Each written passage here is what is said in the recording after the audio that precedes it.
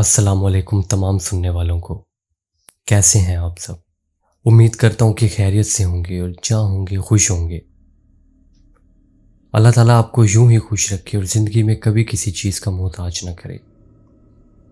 मेरा नाम हारिस है और मेरे इस channel horror thrill with Haris पर हॉरर स्टोरीज और किस्से कहानियाँ अपलोड होती हैं। अगर आपको भी ऐसी ही हॉरर स्टोरीज, किस्से, कहानियाँ वगैरह सुनने का शौक़ है तो जल्दी से मेरे चैनल को सब्सक्राइब करें और बेल आइकन को प्रेस करें ताकि आपको मज़ीद ऐसी स्टोरीज सुनने को मिलती रहें। और अगर आप जंगलात, भूतों और जिन्नात से रिलेटेड हॉरर स्टोरीज सुनना चाहते हैं तो मेरी प्रीवियस स्टोरीज़ को विज़िट करें, आपको ज़रूर मज़ा आएगा।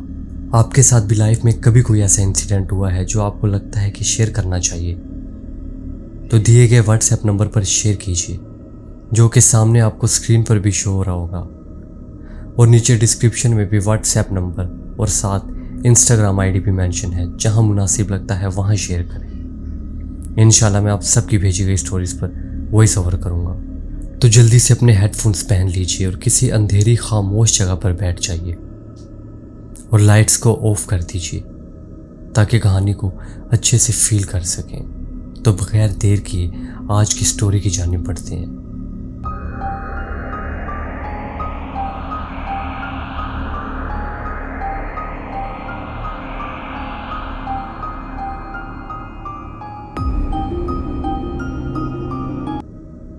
अस्सलामुअलैकुम हारिस भाई, मेरा नाम हसन अदनान है।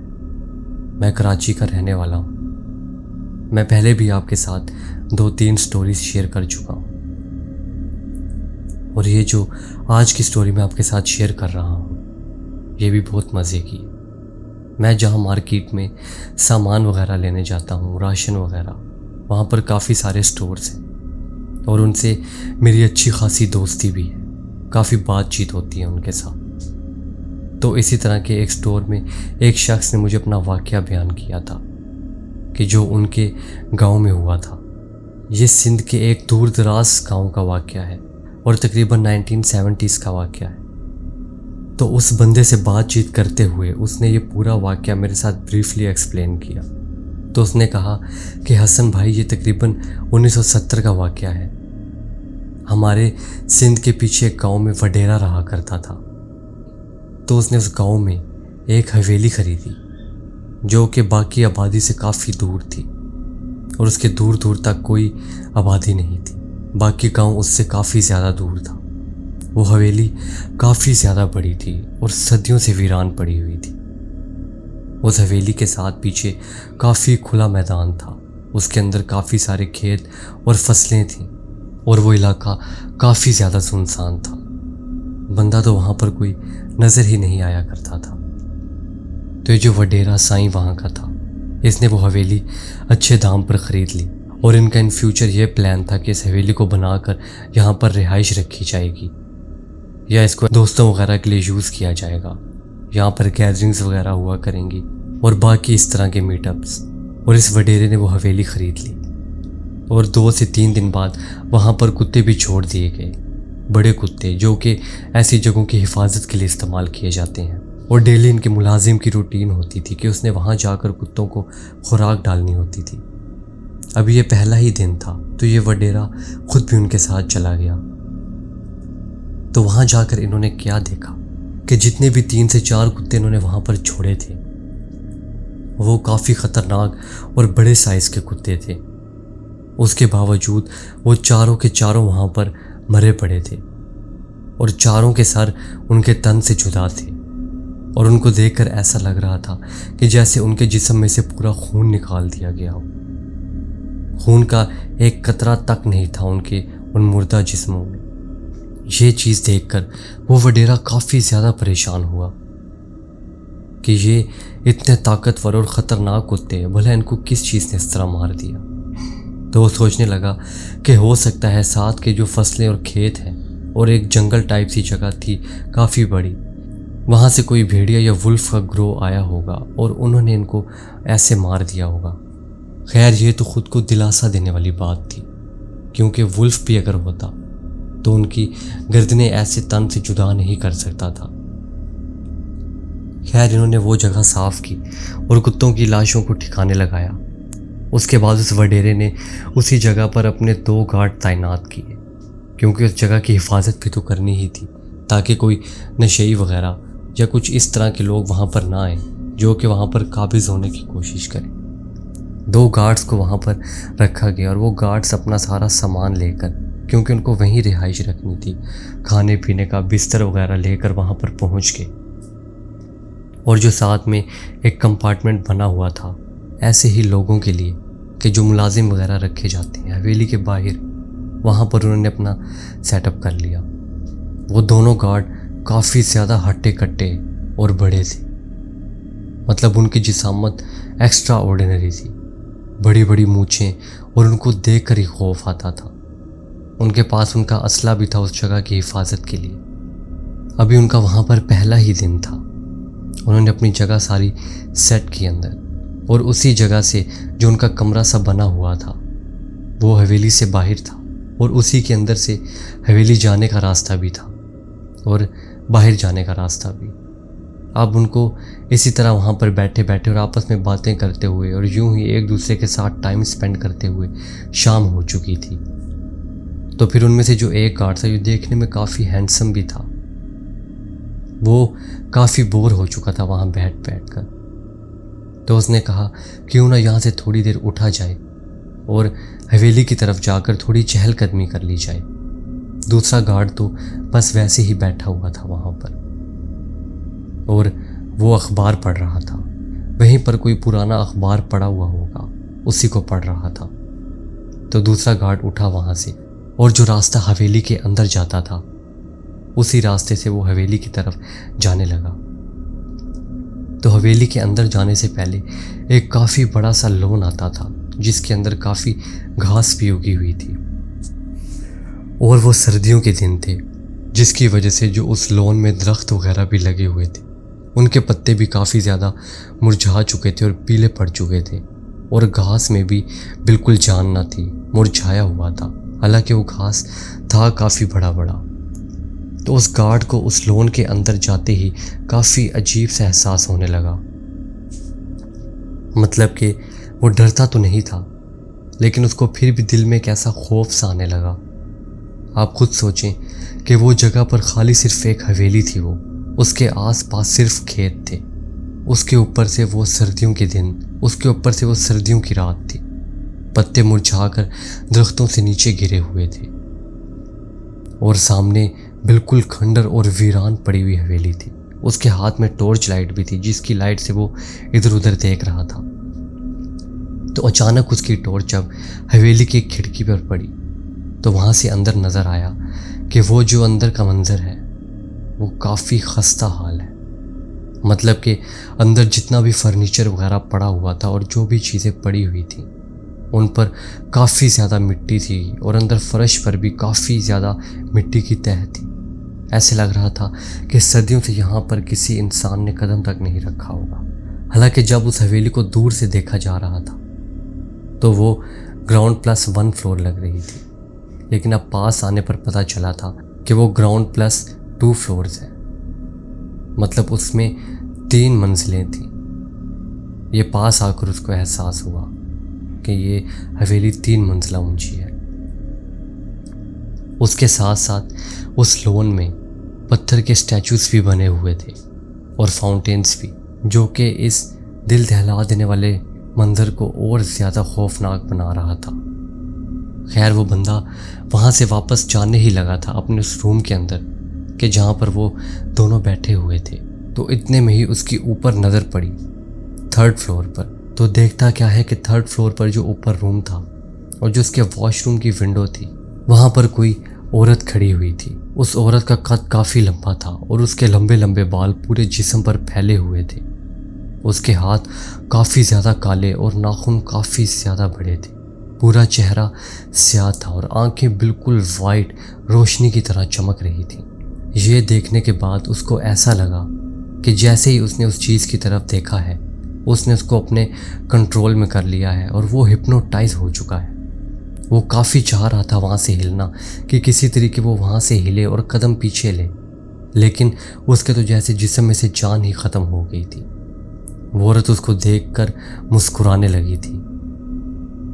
उस बंदे का जिस्म बिल्कुल ठंडा पड़ चुका था और चेहरे का रंग भी बिल्कुल उड़ चुका था। और जैसे ही उसके जिस्म में से ऐसे लगा कि जान ख़त्म हो गई है, तो उसने जो गन हाथ में पकड़ी हुई थी वो लोड थी। तो जैसे ही उसके हाथ से उस गन पर ग्रिप लूज हुई, लेकिन उसकी उंगली ट्रिगर के साथ लगी हुई थी, तो गिरते गिरते गन में से एक बुलेट फायर हुई। तो वो गोली की आवाज़ सुनकर दूसरा गार्ड भी चौकन्ना हुआ। उसने देखा कि वो गार्ड इस तरफ गया है गेट को खोलकर हवेली के अंदर, और उसके बाद गोली चलने की आवाज़ आई है। वो भी अपना वेपन उठाकर जल्दी से हवेली के अंदर वाली तरफ जाने लगा। तो देखता क्या है कि दूसरा गार्ड जिसने फायर किया था वो ज़मीन पर गिरा पड़ा था। उसने समझा कि इसको खुद से ही गोली लगी है, लेकिन वहाँ पर कोई खून का कतरा वगैरह तक न था। टॉर्च में यही नज़र आ रहा था। वो जल्दी से उसके पास भागा और उसको सीधा करके देखा, तो वो होश में था और उसकी आंखें भी खुली हुई थीं, लेकिन उसकी आंखें बिल्कुल ऊपर उसी वॉशरूम वाली विंडो की तरफ लगी हुई थीं और बस वो मुसलसल उसी तरफ देखी जा रहा था। तो जब उसका साथी गार्ड उस तरफ देखने लगा, तो जैसे ही उसकी वहाँ पर नज़र पड़ी तो उसने देखा कि वहाँ पर एक औरत है, लेकिन वो औरत नीचे गिरे पड़े गार्ड की आंखों में आंखें डालकर देख रही थी। तो जो गार्ड ऊपर बैठा हुआ था उसने जल्दी से अपना मुंह नीचे किया और उस विंडो की तरफ एक फायर चलाया। मतलब सीधा उस औरत की तरफ तो नहीं, क्योंकि उसको मारा भी तो नहीं जा सकता, सीधा उस औरत की तरफ नहीं बल्कि थोड़ा सा ऊपर। तो जैसे ही वो चीज़ वहाँ अचानक से गायब हुई, तो जो नीचे गार्ड पड़ा हुआ था वो भी ऐसे सर झटकता हुआ जैसे अभी होश में आया हो। तो वो जैसे ही खड़ा हुआ तो उसने दूसरे गार्ड को भी कहा कि यहाँ से भागो, और भागने लगा। तो जिस गार्ड ने उस औरत पर फायर किया था उसने भी अपनी गन वगैरह वहीं छोड़ी और वो दोनों भागते हुए उस रूम के अंदर से होते हुए हवेली के बाहर निकल गए। वो जानते थे कि ये कोई हवाई मखलूक है। उन दोनों के जिस्म ठंडे पड़ चुके थे और वो दोनों भागते जा रहे थे और रुकना नहीं चाहते थे। उनका सांस इतना ज़्यादा फूल चुका था भागते भागते कि वो दोनों बेहोश होकर उसी कच्ची जगह पर गिर पड़े। वो हवेली से काफ़ी दूर तो निकल आए थे, लेकिन बेहोश होकर वहीं पे गिर चुके थे। तो जैसे ही सुबह नमाज का टाइम हुआ, फजर का, तो जो लोग वहाँ से गुजर रहे थे, जब उन्होंने इन दोनों को बेहोश पड़ा देखा तो जल्दी से भागकर इनके पास आए और इनको उठाकर अपने गांव में ले गए। ये बंदे जब होश में आए तो उन्होंने पूछा कि मियाँ ऐसा क्या हुआ है तुम लोगों के साथ, तुम लोग वहाँ पर बिल्कुल बेहोश पड़े थे। तो इन्होंने जो वाक़या और जो मुद्दा इनके साथ हुआ इन्होंने वो बयान किया। तो उन लोगों ने आगे से कहा कि क्या तुम लोग उस हवेली की बात कर रहे हो कि जिसमें एक डाइन रहती है? तो इन्होंने कहा हाँ बिल्कुल वही हवेली, हम वहीं से भाग कर आ रहे हैं और हमारा सारा सामान भी वहीं रह गया है और अब हम कतन वो सामान लेने वहाँ से वापस नहीं जाएंगे। ये कहकर वो गांव से निकले और अपने वडेरे की तरफ जाने लगे। तो वडेरा उनको कहने लगा कि मैंने तुम्हें कहा भी था कि उस जगह को अकेला नहीं छोड़ना, तो तुम फिर यहाँ पर क्या करने आए हो? तो उन्होंने कहा कि हमने वहाँ पर ये सब कुछ देखा है और जो इनके साथ हुआ इन्होंने इस वडेरे को बताया।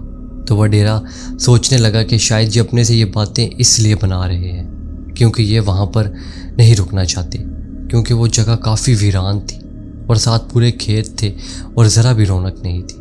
तो इसलिए शायद ये वहाँ से जान छुड़ाना चाहते हैं और वहाँ पर पहरा नहीं देना चाहते। खैर उस वडेरे ने इनको कहा कि चलो कोई नहीं, मैं वहाँ पर जाकर एक दफ़ा देखूँगा। तो उन्होंने कहा कि आप भी प्लीज़ वहाँ पर मत जाइएगा, आप भी उस मंज़र को बर्दाश्त नहीं कर सकेंगे जो हमने वहाँ पर देखा है। वहाँ पर कोई डाइन रहती है, उसकी एक झलक देख के ही हमारा ये हाल हुआ है। अगर हम थोड़ी देर वहाँ पर और रुकते तो वो चीज़ शायद हमें मार ही देती या हम खुद ही उस खौफ के मारे मर जाते। वो वडेरा, वो जो साईं था, वो आगे से हंसने लगा और कहने लगा चलो देख लेंगे कि तुम लोग कितना सच बोल रहे हो। वडेरे ने अपने कुछ दोस्तों को इकट्ठा किया 10 से 11 दोस्तों को इकट्ठा किया और फिर उन 2 गार्ड्स को भी मनाया कि वो भी उनके साथ चलेंगे। और हंसने लगा वो वडेरा कि ये लोग वहाँ से बस काम छोड़ने के लिए बहाना ढूंढ रहे थे। उसने अपने दोस्तों को इकट्ठा किया कि हवेली पर जाकर रह भी लेंगे और जो जो ये बातें कर रहे हैं इसका भी पता चल जाएगा कि ये कितना सच बोल रहे हैं और कितना झूठ। वो जो उसके दोस्त थे वो भी कहने लगे कि हाँ, घूमने का घूमना हो जाएगा, एडवेंचर का एडवेंचर हो जाएगा। हवेली के अंदर नहीं रुकेंगे बल्कि जो बाहर लॉन है वहीं पर रुकेंगे, वहीं पर बारबेक्यू वगैरह करेंगे और वहीं पर खाना पीना, वहीं पर कैंप वगैरह लगाएंगे। तो ये 12 बंदे और साथ वो 2 गार्ड, उनको भी इन्होंने किसी तरीके मना ही लिया। वो भी मान ही गए क्योंकि उनको इतने ज़्यादा बंदों की तादाद होने की वजह से थोड़ा हौसला मिल रहा था। अब ये 2 गाड़ियाँ डबल कैबिन 4x4 पर सारे उस गांव की तरफ रवाना हुए जहाँ पर वो हवेली थी। हवेली के बाहर जब पहुँचे तो साईं के जो दोस्त थे वो कहने लगे कि ये हवेली तो काफ़ी ज़्यादा बड़ी है। तब अभी दोपहर का टाइम था, 12-1 बजे का। और ये लोग कहने लगे कि 1-2 दिन यहाँ पर काफ़ी मज़े से गुजरेंगे, काफ़ी इंजॉय करेंगे। ये कहने के बाद ये दोनों गाड़ियाँ अपनी हवेली के अंदर ले गए और वहीं लॉन के सामने पार्किंग में लगा दी और वहाँ से उतरे और हवेली की तरफ जाने लगे। लॉन में उन्होंने अपना सारा सामान रखा। दोपहर का खाना पीना भी ये वहाँ पर कर चुके थे और दरख्तों की छाँव के नीचे लेटे हुए थे, चादरें बिछाकर। तो इतनी देर में इनका ये इरादा हुआ कि अब हमें उस हवेली के अंदर जाकर देखना चाहिए कि ऐसी क्या चीज़ है कि जिसने इन 2 बहादुर नौजवानों को यहाँ से भागने पर मजबूर कर दिया। अब वो सारे दोस्त और 7 गार्ड भी हवेली के अंदर जाने लगे, लेकिन हवेली के बाहर ताला लगा हुआ था।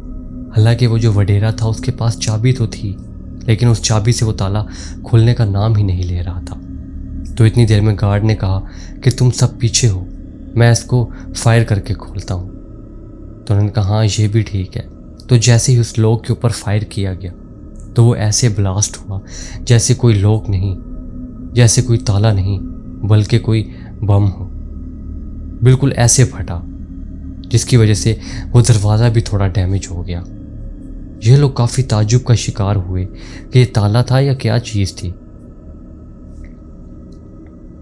खैर इन्होंने दरवाज़ा खोला और जैसे ही दरवाज़ा खोला तो काफ़ी सारी मिट्टी इनके ऊपर आकर गिरी जो कि दरवाजे पर जमी हुई थी। और दरवाज़ा खोलने की वजह से जो मिट्टी नीचे फर्श पर पड़ी हुई थी वो भी हवा में उड़ने लगी थी। अंदर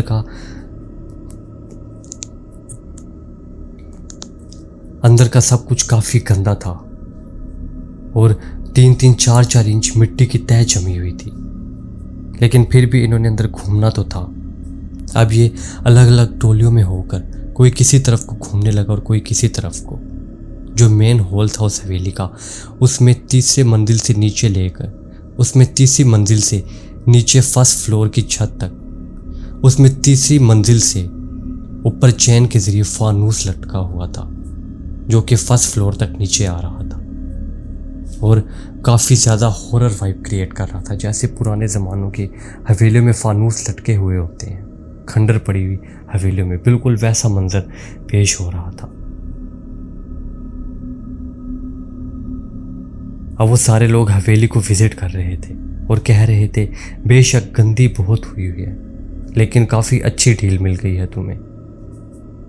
बहुत बड़े रकबे पर बनी हुई थी वो हवेली। अब इनमें से एक ग्रुप 2nd फ्लोर पर ऊपर जाने लगा तो ऊपर जाकर उन्होंने क्या देखा कि जो मिट्टी की तह ऊपर जमी हुई थी उसमें ऐसे लग रहा था कि जैसे कोई भेड़िया चलकर यहाँ से गया हो। बिल्कुल ताज़े निशान थे जैसे कि बाकी सारी मिट्टी पड़ी हुई थी और उसके अंदर कुछ पंजे के निशान थे और वो पंजे भी ऐसे जैसे कि घसीट कर चला गया हो। और वो सारे निशान ऊपर की सीढ़ियों से होते हुए 3rd फ्लोर की तरफ जा रहे थे। तो उन्होंने सबको आवाज़ दी कि ये देखो ये क्या चीज़ है। वो सब भी जब पीछे से आए और एक ही जगह पर जमा हुए तो निशानों का पीछा करने लगे और पीछा करते करते ये सब लोग ऊपर आन पहुँचे 3rd फ्लोर पर। और अब ये निशान उसी कमरे की तरफ जा रहे थे कि जिसके वॉशरूम से उन 2 गार्ड ने उस औरत को खड़े हुए देखा था जैसे ही उस रूम के पास आकर खड़े हुए तो इनको काफ़ी अजीब तरह की स्मेल आने लगी, जैसी वॉशरूम्स वगैरह में से आती है, बिल्कुल वैसी ही। लेकिन इन्होंने एक झटके से उस कमरे के दरवाजे को खोला। तो जैसे ही दरवाजे को खोला तो ये देखकर काफ़ी हैरान हुए कि पूरी हवेली जहाँ इतनी इतनी मिट्टी में डूबी पड़ी है, वहीं पर वो कमरा बिल्कुल चमक रहा था और वहाँ पर मिट्टी का नामो निशान नहीं था और हर चीज़ और फर्नीचर सब कुछ लश पश पड़ा हुआ था वहाँ पर। तो इनको ये देखकर काफ़ी ताज्जुब हुआ कि क्या यहाँ पर किसी ने रिहाइश रखी हुई है या कोई यहाँ पर रह रहा है। हमें तो समझ नहीं आ रही ये सब कुछ क्या हो रहा है। ये उस वॉशरूम की तरफ जाने लगे जहाँ पर वो औरत खड़ी हुई थी और गार्ड्स ने देखा था। जैसे ही इन्होंने उस जगह का दरवाज़ा खोला तो देखते क्या है कि काफ़ी लंबी सी काली चीज़ जिसका मुंह दूसरी तरफ था, एक बहुत लंबी सी काली चीज़ जिसका मुंह दूसरी तरफ था, मतलब कि खिड़की की तरफ जो कि बाहर की तरफ थी। उसने अचानक पलटकर इनकी तरफ देखा। उसका वजूद ऐसे लग रहा था जैसे गायब हो रहा हो और दोबारा बन रहा हो। लेकिन जैसे ही उस चीज़ ने इनकी तरफ देखा और इनकी तरफ अपना मुंह फेरा तो ये लोग काफ़ी ज़्यादा खौफज़दा हो गए। ये कहते हैं कि इन्होंने अपनी पूरी ज़िंदगी में मूवीज़ तक में ऐसी खौफनाक चीज़ नहीं देखी थी। लंबे लंबे बाल, पूरा काला स्याह जिस्म, आंखें बिल्कुल आग की तरह चमक रही थी, वाइट कलर की, और ऐसे लग रहा था जिस तरह उसकी आंख से शोले निकल रहे हैं। लंबे लंबे नाखून और उस चीज़ का सर और मुंह बहुत ज़्यादा खौफनाक किस्म का था। ये देखने के बाद ये उन्हीं सीढ़ियों से नीचे की तरफ भागने लगे, सारे के सारे। कोई सीढ़ियों से गिरा, किसी के पाँव पर चोट लगी और ये ऐसे ही पहुंच गए नीचे। कोई सीढ़ियों से गिरा, किसी के पाँव पर चोट लगी और इसी तरह करते कराते ये फर्स्ट फ्लोर पर आ पहुंचे और ऐसे ही करते कराते ये नीचे आन पहुंचे। अब नीचे आके इन्होंने क्या देखा कि वो दरवाज़ा बंद हुआ पड़ा था जो कि बाहर जाने का रास्ता था। हालांकि ये तो दरवाज़ा अभी खोल कर आए थे।